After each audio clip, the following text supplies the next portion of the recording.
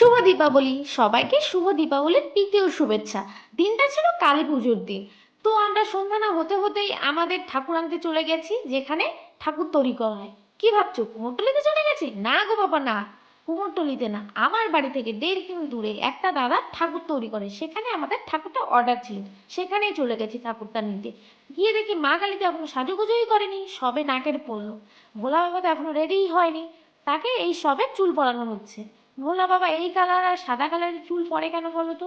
আমি তো কখনো তাকে কালো কালারের চুল পরতে দেখি। কেউ দেখে থাকলে আমাকে একটু জানিও। এখানে আমি 1 ঘন্টা দাঁড়িয়েছিলাম, কিন্তু 1 ঘন্টা দাঁড়িয়ে থেকে বিশ্বাস করো আমার কোনো অসহ্য হচ্ছিল না। কারণ আমি ঠাকুর তৈরি করা দেখছিলাম, খুব ভাল লাগছিল। আমাদের ঠাকুর তো রেডি হচ্ছিল, আশেপাশে কিন্তু অনেক ঠাকুর ছিল, তারা কিন্তু এখনো রেডি হচ্ছিল না। আমি মনে মনে ভাবছিলাম এরা কখন রেডি হবে, আজকের কি এদের কি পুজো করা হবে? ওরা নিজেদের মধ্যে আলোচনা করছিল। এই ঠাকুরটা 2 ঘন্টা পরে আসবে, এটা ভোরবেলা আসবে, আমি তখন শুনছিলাম। আমার মনে যে কোশ্চেনটা ছিল সেই কোশ্চেনের অবকাশ ঘটিয়ে দিল তারা নিজেদের মধ্যে আলোচনা করে। কি সুন্দর করে দেখো কারা নিচ্ছিল।